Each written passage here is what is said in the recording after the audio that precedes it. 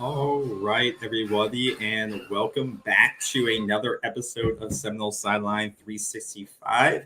Once again, I'm your host, KB, and not with me today is Bruce. He is out on location, maybe doing some investigative journalism. I'm not sure yet, but he is out on secret location this week. So it will just be myself with you.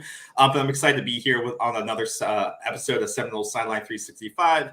As we like to begin every show, if you haven't already subscribed to the channel, we would love you to do so. If you're watching this on YouTube, click subscribe. It'll notify you before every new weekly episode, as well as allow you to catch up if you miss it. Then also, if you're more of an audio listener, you can subscribe to us on Apple Podcasts, Google Podcasts, Amazon Music, and basically everywhere else you watch or you listen to your podcast. So it's a very audio-friendly show for the most part. So if you're on the road, you're traveling, we know schools are going back now.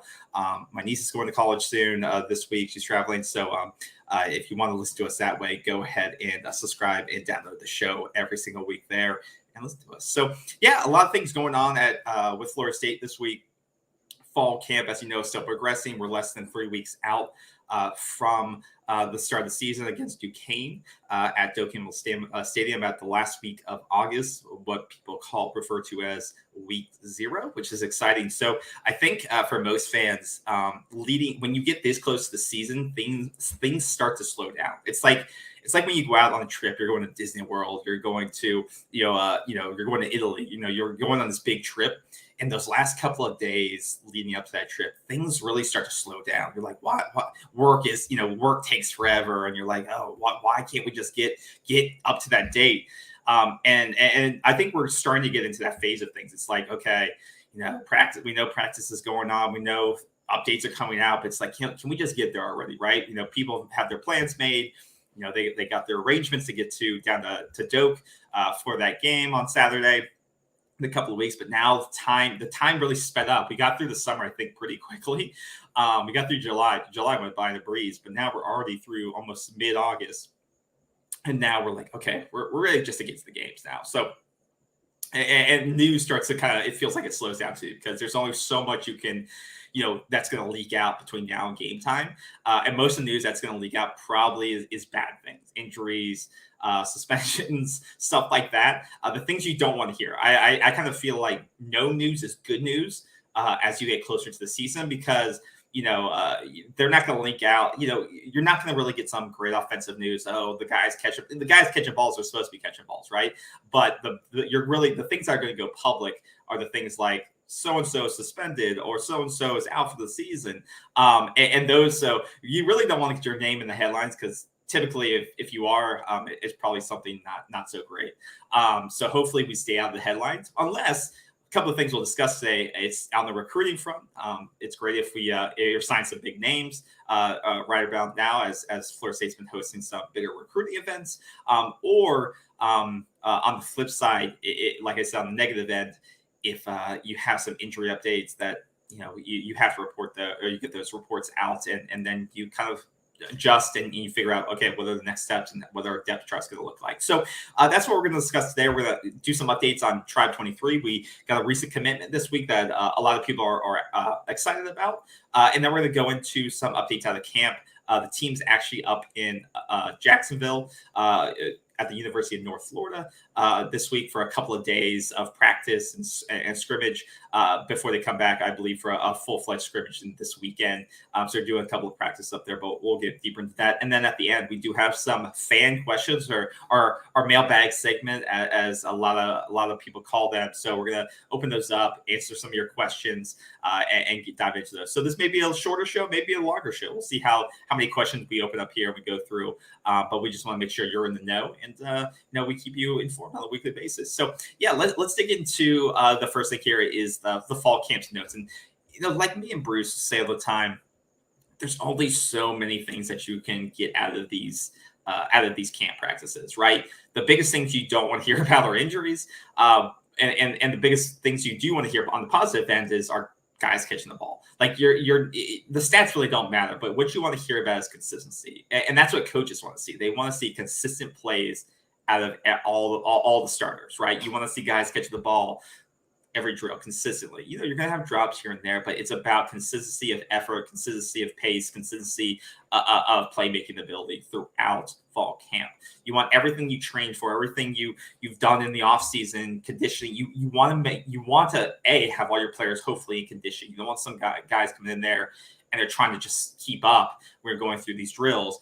But B, you want to make sure that all the things that you equip them with in these offseason drills, everything, spring camp, everything you think you equip them with now, as well as the players you are trying to integrate into the system, that those things are starting to click now. You're starting to, as you're going through plays, those things are starting to click into place as you're starting to prepare for your first game of the season. You want to see that consistency of play every week and every day improve by 1%. I think is one of the things they say within the program. But that's what you're looking for. It's not necessarily about how many touchdowns did we score in the drills this week, even though that may be a goal of that particular drill. It's more about consistency of play, and are we being sloppy? Are we being clean with it? And where are those marked areas that we need to improve in? So this week, up at North Florida, I think some of the things that have really stuck out is the play of Johnny Wilson.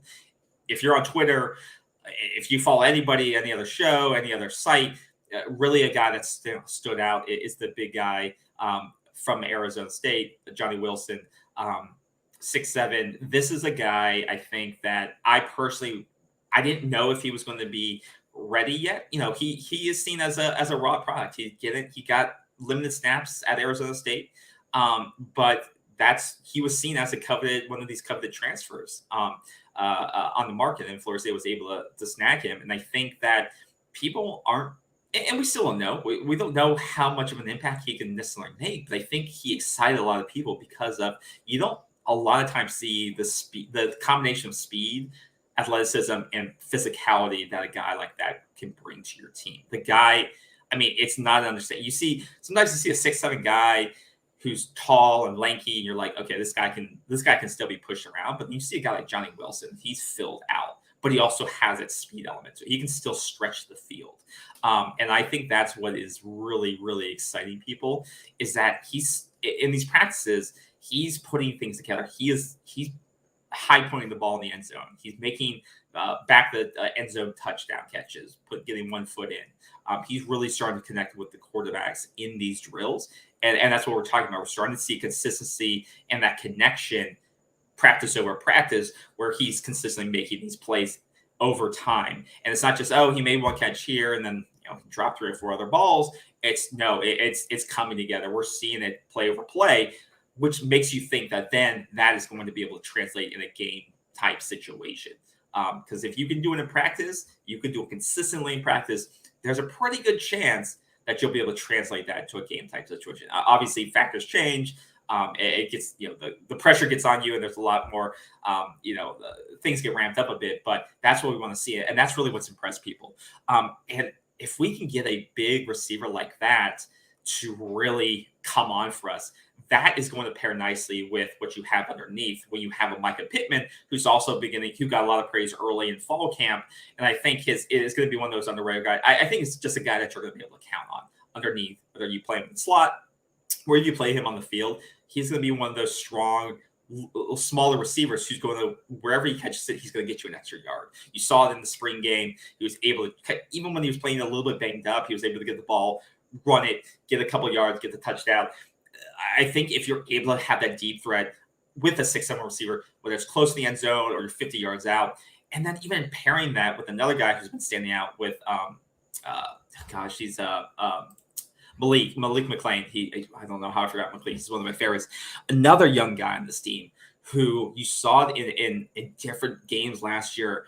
I think it was a Syracuse game where he made that ridiculous catch in the back of the end zone, high pointing the ball, full extension. This is another 6'4" receiver that if this fresh, now he's a sophomore, I believe, if he's able to put it together and really, basically mature from where he was last season, in the early part of his career as a freshman, he's going to go in, he was playing at, first season last year, had 190 yards, 2 touchdowns. He was to be integrated into the system. I think it was the Boston College game. He had a touchdown catch there.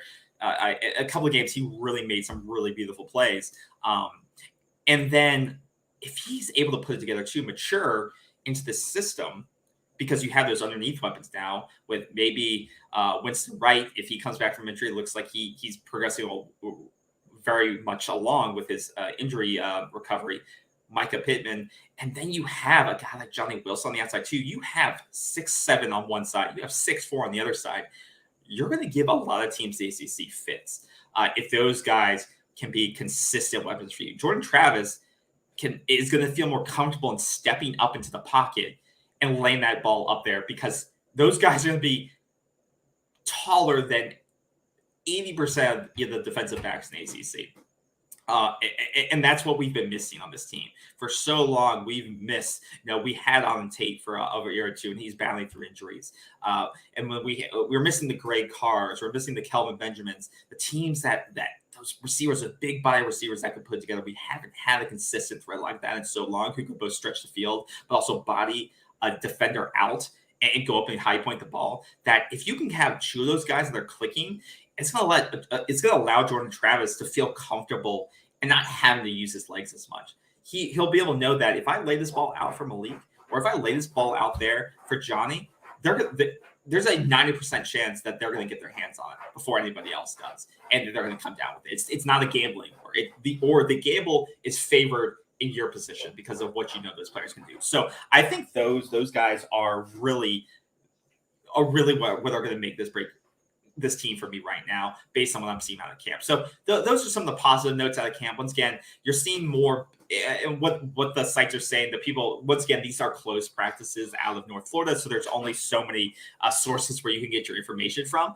But what you're hearing is that the defensive line is really playing very well. Jared Verse, you love to see some of the clips from him. He's talking trash, the Alex Atkins and stuff like that. Seems like a high energy guy, and you expect a lot of him. But between him, Cooper, Lovett, Peyton, and even Bishop Thomas, these are the guys that are seemingly consistently putting pressure on the quarterback position right now.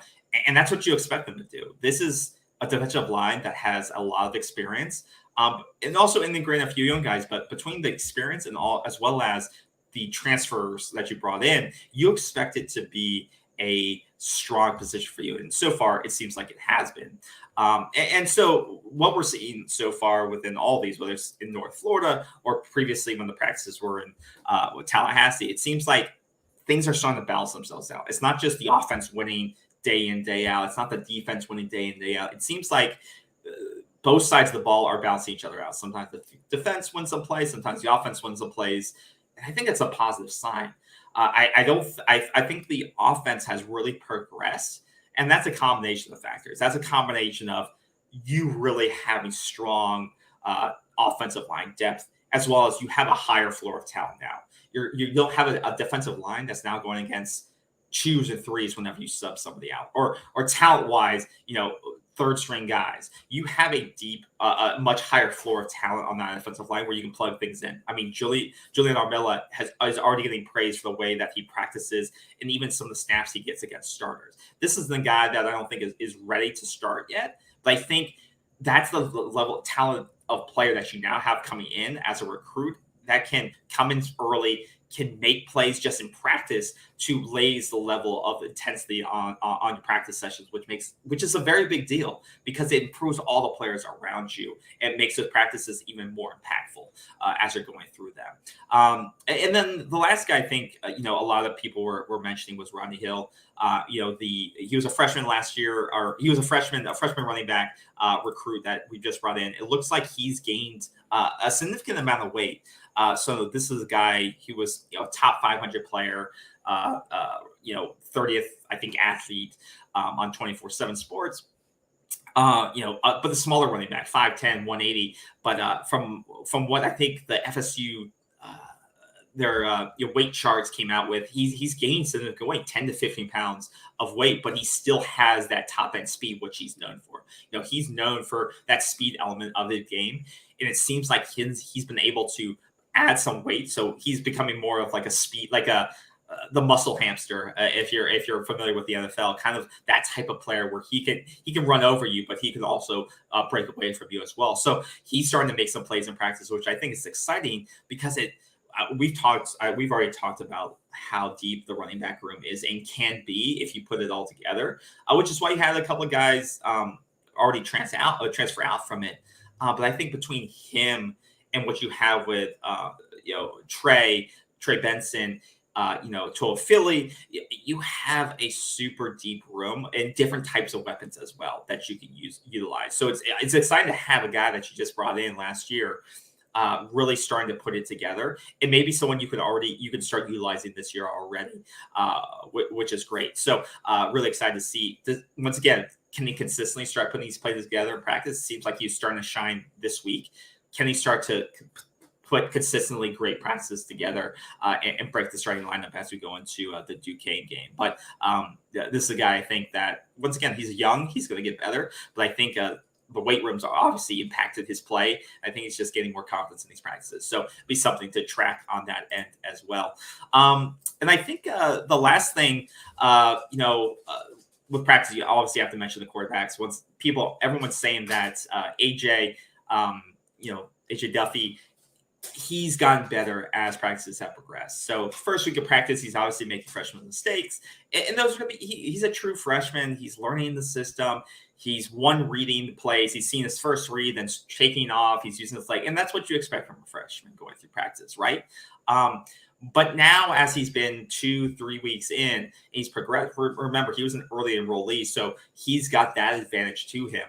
But now, as we're going into the second, third week of these practices, what we're seeing from him is that he's starting to see his first read. If it's covered, he's progressing. He's not automatically taking off and using his athleticism to break the pocket and run. He's trying to progress from the second and third reads and making a throw with his arm strength. So I think that's the development you need as you go through these practices, especially for those younger guys that you may have to rely on if someone like Travis goes down, because as we know, there isn't a ton of quarterback depth right now. And that's something we'll talk about later. But it's good to see, once again, young guys like him developing. But once again, he is not ready to start. He is not ready to play. He's a player that I believe needs a year or two in the system to develop, learn it, get his reps in. If he's starting the season, I think we're going to have some issues. It's not fair to him. But he's a player that you hopefully don't have to utilize this year and maybe not even next. But it's good to see the notes out of practices is that he's getting better. So that's really the news and notes. Once again, I think they returned from I think tomorrow's their last day in Jacksonville at North Florida, and then they're coming back this weekend for a weekend scrimmage. So there'll obviously be some practice notes out for that. So stay tuned for those. So if there's anything big, we'll go ahead and tweet those out for you. So be sure to follow us on Twitter, and we'll go ahead and tweet that out, I'll give you the Twitter if you aren't already following us on there, so you can follow our handle, which is SL. I can never remember. It's Seminoles SL365. So you can follow us on Twitter at Seminoles SL365. And once again, we're tweeting every day. All those latest news. Once again, there's a lot of different sources for this. We're going to give our spin on it, and then give you whatever's breaking out there as well. So give us a follow if you like it. We'll see you over there.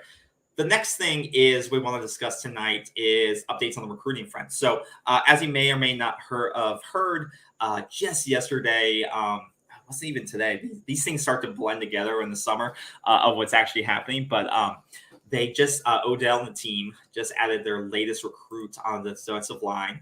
You got Tavian Gadsden to commit to Florida State. I think he's an interesting prospect. So this is a guy out of Georgia. Obviously, Gadsden attends Jenkins High School. He's recruited. Take what you want from these rating scales. They fluctuate year in, year out. So he'll probably go up based on his offer list. He's an 87 rated player from the composite list at 24/7. I think, frankly, I haven't watched a ton of this tape. From what I have seen, he looks like the type of player that Florida State wants. Just like I said, just by looking at some of it from what I've seen, and I'll put some of it up on the screen right now if you haven't already seen it so far. He's the type of player that is known for pursuing through the whistle, and those are the types of players that Florida State is known for. Is the Burnses and the Walkers, those guys that work until that whistle blows and maybe even after it, they're running after the quarterback. You can knock them down, you can knock them over, but they're going to consistently run after. They're high motor guys, and that's what this guy is described as, which I think makes an exciting prospect. Like I said, he has an impressive for a 3-star. He's got a very impressive offer list. So you've got schools like Georgia offering him. I think he also had offers from Tennessee and Minnesota. So this is a guy that definitely has the talent to play at the level of Florida State in the ACC. And I think, like you can see on the tape here, this is a guy that is high energy, obviously high motor, and is physically well built. So I think it's a great get for Odell. From most people's perspective, this guy is probably going to end up as a 4-star, probably a lower 4-star, mid-rated 4-star recruit. So I think it's a good get from the team. And then and just in the grand scheme of things, right now you're looking at 3 defensive linemen signed through the cycle. So Odell and team has already put together a good haul of defensive line recruits, along with, I believe, 2 or 3 other defensive ends. So that's got to be the positive coming out of this, right? So you feel good about what you've already signed with Keldrick Falk and Keith Sampson, who are 2 highly recruited 4-star recruits on the defensive line. You add Tavon Gadsden, another 3-star, which you think has very high upside. And at the end position, you have Lamont Green, legacy recruit, super excited about him. You got his dad who's constantly tweeting about Florida State and can't wait to get his son on campus. So you got him, 4-star. And then you got JUCO coming in, Jaden Jones. So you have 5. You got to feel really good about what Odell and the team has done, with recruiting so far, because Falk and Sampson, if they stick, are going to be 2 pretty solid recruits. And the guys you brought in last year, they seem to be pretty good hits. The guys you brought in the 22 cycle seem to be getting good praise in practice, and you won't be able to tell until they get on the field and they play in live action. But it seems like the guys you're selecting seem to be good players so far. So, and with 5 on the defensive end already in place, you got to feel pretty good. It's just now, can you hold on to these guys and then maybe add a couple more if you want to? But I think you're in a really good position. I think for as much, Odell does get some crap. We give him crap. Just because sometimes, he's the oldest tenure coach, right? He's been here the longest. He's been through 3, 4 plus coaching staffs, Willie, Jimbo, Bowden, and now he's here and he's the guy that's been carried over and he gets hate, he gets love when you're not getting to the quarterback. And when you are, last year at Jermaine and that kind of, I think, brought back people onto his bandwagon, but the guy does send guys to the NFL. You got to give him that. He develops players who get to the NFL. You got Brian Burns now starting in the NFL for the Panthers. The guy produces. You got Jermaine obviously with the Jets. The guy, he has something. Love him or hate him, and now he's putting together another great class. And you're going to see guys on this defensive line now for Florida State. Briggs and company, Coop, and some of these guys. A couple of these guys are going to get drafted again. So love or hate him, he does produce talent up there now. And if he can put this class together, keep this class together, maybe get one more guy, I think you're going to have another solid defensive line class coming into Florida State. So good updates there.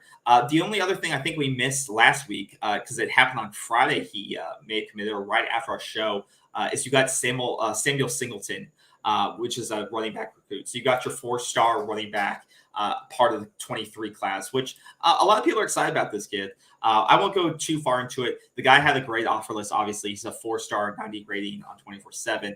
Once again, one of those smaller 5'11", 180 running backs that Norvell likes. Offers from LSU, Miami, Michigan. The list goes on. Penn State. So he's got the list to kind of collaborate what type of player he is. So you got to be pretty excited. Once again, he's a track star. He's one of these track guys who can run and catch the ball. And so you're super excited about what you're bringing in with him. And these are one of these guys that fits right into the style of offense that Norvell wants to run. So they got their guy, and it's about holding on to him. Can one of these other schools that are on his offer list take him away from you? But he's from Florida. He's from Fleming 9 in Florida. So he is a home state guy that you're able to keep. And that's really what a lot of this turning the tides is keeping as much homegrown talent as you can. And obviously, Georgias and Florida, Georgias and Alabamas, and a lot of schools have crept into the state of Florida and stolen, taking recruits. The best talent out of your state are starting to take a lot of the best talent of your state, and this is a trend that's been happening since since the collapse of Florida State, and Alabama becoming this powerhouse. Where Florida State lost the grasp on the state, and really no one else, Florida and Miami, really couldn't take advantage of it, really. But you want to try to keep as many of these homegrown talents, and especially the ones that are close to your backyard. And this is an example of getting one of those guys, so you don't have to go and try to. It's easier to recruit a kid that's in your state and keep him than trying to travel to North Carolina or Virginia and try to keep that guy in the loop and keep him committed, in my opinion, right? Because you can drive down the road and see this kid versus having to get on a plane and try to see a kid in Virginia and try to keep him committed and stay in his ear and stuff like that. So I think it's a good get. So keep follow him on Twitter if you like. Keep it positive, and hopefully we can keep Singleton in the loop here as through signing day as well. So those are the big recruiting notes there. One thing I wanted to bring up from camp, kind of some sad news, is that Lyles, the big offensive lineman we brought in from Wisconsin, So like I opened the show with, really the only big news you get out of camps is typically bad news.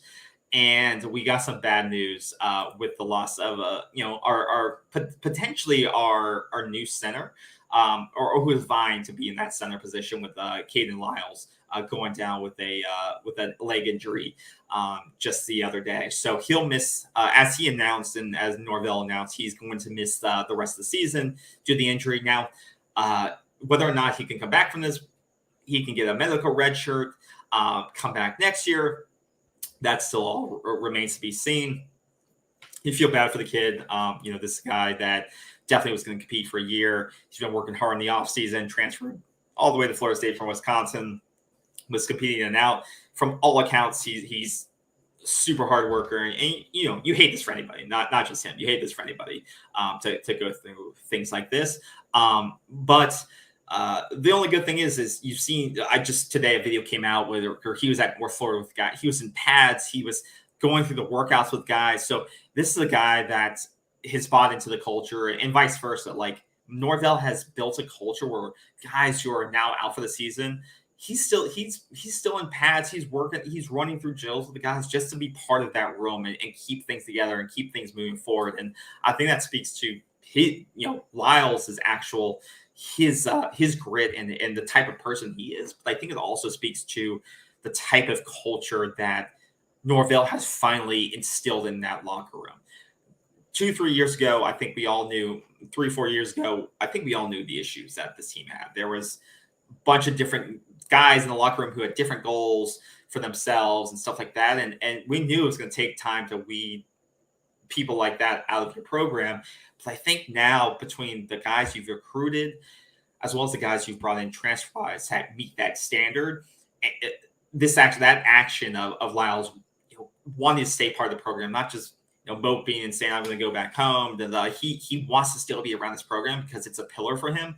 I think it really speaks to what this program's all about. Like I said, you want that culture to result in wins eventually, and I do believe it will. But I think it really speaks to what Mike is building, what the whole coaching staff and the players bring every single day. So once again, Caden, we send our prayers out to you, but we're excited to still have you a part of the program, part of practice, and hopefully if you're healthy enough, hopefully in the NCAA can get you that red shirt. Maybe you can come back next season and compete because I think he adds, once again, increases the floor of talent in that offensive line room. But this is also why Alex Atkins was so bent on bringing in multiple transfers to the offensive line. 6 high school recruits. Once again, it's all about, Bruce was saying on, I think, 2 or 3 shows ago, will we have 16, 20 guys now in the offensive line room? And I'm saying, yeah, but that's why you have to do it, because 1-2 guys could go out. And then the past years, we were screwed. if one or two guys went down, we were like, who are we going to turn to? We would have to go on campus and find the biggest guy on campus and throw him in there because we had nobody who could literally play at that position. But now, year after year, slowly with Atkins at that position, offensive line, offensive coordinator now, recruiting guys, bringing them in with the help of the transfer portal now, bringing it in depth, but also solid quality game experience reps, experienced players as well. And I think that's really going to help with reducing the sting of losing a guy like Lyles Wood. Because if this was 2-3 years ago and you just had Lyles in, I mean, I think the fan base would have been melting down. Now, instead, when this news came out, it was, prayers to Lyles, let's do this. But it wasn't a full meltdown mode. We knew that we have the depth at this position where we can still move forward. A couple of injuries aren't going to break this team, and it's not going to break us mentally, both as a fan base or as a team, because we know that they prepared for this. This is why they built this kind of depth, because they know these injuries can happen.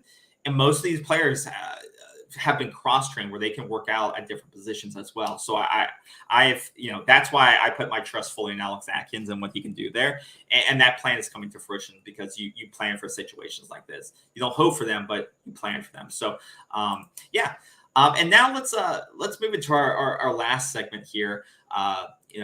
Is our mailbag questions. Like I said, we have a couple of fan questions coming to our inbox. And if you ever have questions for us, you want Bruce or myself to answer them on our show on a weekly basis, you can always email us. It's pretty simple. It's SeminoleSideline@gmail.com. Go ahead and email us. You can email us anonymously, or we won't say your name if you don't want us to say your name, but go ahead and just email us, and we can answer your question out loud on air, and we'll give you our insight. But once again, it's SeminoleSideline@gmail.com. Send us in your questions. Also, you can message us on Twitter. You can message us there, and we can go ahead and answer your questions on our next show. But the questions we had in were interesting this week. So I got four questions I picked here that I feel are pretty good. So the first one was from Alan. It says, "With the injury to Lyles, do you think we should be concerned with the O-line?" And I think I just answered this. So kind of a precursor to what we were just talking about. So good question. And so I won't go really back into it, but I think in years past, I would have been melting down. I think the fan base would have been melting down. But if you're on Twitter at all, it wasn't major meltdown mode. It was, we'll be good. We'll be good. This is why we brought guys in. We have Bless Harris. We have, we brought a number of guys in who can fit on that offensive line that can compete. We also have existing players here who have been here now 2-3 years that are ready to step up, who can fit in that position. So, no, I don't think we have to be concerned yet. Now, if we lose 2-3 other linemen, now you start to get concerned because, that's when, okay, well, then it's like, is it just a curse now that we're just losing? We're just losing players at this point. But I thankfully, I think we have the depth and the talent that there's not going to be a major drop for this team. So I wouldn't, it's not going to be all doom and gloom. And I do believe in the experience and the coaching talent of Atkins that he will find ways to make this work. So I do have full trust in Atkins that this should not be concerning to us at this point in time. But if you do see a couple more injuries, then maybe it should be. The next question I have here, if Travis goes down early, this is from Cassandra. If Travis goes down early in the season, where do you see Mike turning, and how will it affect win totals? So that's a good question. Actually, let me get a drink here before my throat. Good question. So this is a topic that I think Bruce and I have talked about a couple of different times, is that you weren't able to either weren't able to or didn't pursue enough options at the backup quarter position this year. So you're basically left with Travis, Tate, and Duffy. We obviously know what Travis does for you. He's probably the best skilled athlete on your team. And he was the difference between us winning 5 games last season or 2, probably last season. So you know what you have in him. I think we kind of know what we get in Tate right now. When he was thrown in there a couple of times last year. It kind of sort of looks like a deer in the headlights at times. He has the talent, he has the athletic ability, but I can he put it together from practice to the game time situation? I don't know. But I don't know if I want to find out this season, right? I kind of want him to continue to develop as a player before we go to him, because I just from what I've seen, it's kind of he's not there yet. And then obviously with Duffy, you're hearing stuff out of practice. He's developing, but guys, he's 18, just turned 18, 19 years old, just out of high school. I mean, he's early enrollee. He's got the talent, but if you're having to turn to AJ now, I think that's one. I think it'll stunt his development, because I think he's going to make some mistakes. He's going to start overthinking himself. He's going to get sacked a couple of times, and I think it would negatively impact his development. So I think you just want him to sit back and learn as much as you can. And two, if we're having to go to Duffy, I think that's going to be your third option this year. And if you're turning to him, then the season's really gone to shit. So I think if we get that far down the depth chart, then the season may be lost already. So if Travis goes down early, yes, I think this team is in trouble. And I think if he goes down, and I'm not hoping for this, we don't hope for this, but if he goes down early in the season, I think it swings probably 3, 4, 5 games, right? I don't think you win a lot of these mid-tier ACC games. I think it makes every game you face less than a 45% chance of winning, in my opinion, outside of maybe like the Louisiana game or things like that. But games like Syracuse then become immensely more tougher. And other game, it just makes because you saw the difference between Travis and I forget his name now, because he was I just kind of blurred him out of memory. But you saw a difference between when you didn't have Travis on the field last year is the kind of the offense kind of went stagnant, because you didn't have that dual threat ability, and you didn't have the ability to take the pressure off of the offensive line, right? With Travis has the ability, the defense always has to be aware of basically everywhere on the field. They have to look for the run, they have to look for the handoff, they have to look for him breaking down the pocket and running out. So he makes the defense have to be on their toes at all times. Where when you had to play Mackenzie Milton in there, they knew he was one-dimensional, right? And then he had lost some arm strength, stuff like that. So there was a major drop-off. And I don't know when you put Tate in there, he has obviously a lot more athletic ability, but he doesn't have the game experience either. And we haven't obviously seen him have the performances where you feel comfortable that he can pump the ball down the field either. So I think that if you lose Jordan, you're not winning 6 games, and you're not going to a bowl game. I think it's as simple as that. Any game that Jordan doesn't fully play, your win percentage goes down by, goes lower than 40%, in my opinion, just because of how dynamic of an athlete he is and how he makes every player around him better. That's how dynamic of a player he is. And that speaks to the lack of true depth in your team. I mean, if we had a guy with game experience on the bench who had come from FCS or had played at a mid-tier FBS school and had a couple of seasons under his belt, I would hedge that a little bit, but we don't. We just, and that's a gamble. It's a true gamble by Norvell that either A, he feels so confident in development of Tate, or that AJ can come in and progress his offense, or B, he just thinks that he must think that. Or they literally were striking out every QB transfer they brought in, that the high priority target they brought in, and everyone else just wasn't going to be an upgrade. So it's a gamble, right? So yeah, if Travis doesn't play, I put your winning percentage at below 40%, and if it's early in the season, you're not winning 6 games this season. It's just as simple as that. So, so good question. Last thing, or the third question here. Looks like we got Bruce on. He was able to make it. Can you hear us? We can't hear you. We can't hear you. No, I'm gonna remove you. We couldn't hear him, so let's see if we can hear him now. Can you say something, Bruce? We can't hear you.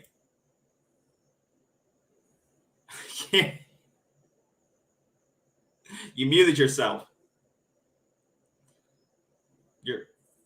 We can't hear you. Sorry. He's on the road. He's saying he's on, for all the audio listeners on there, he's on the road. We'll see you later. So yeah.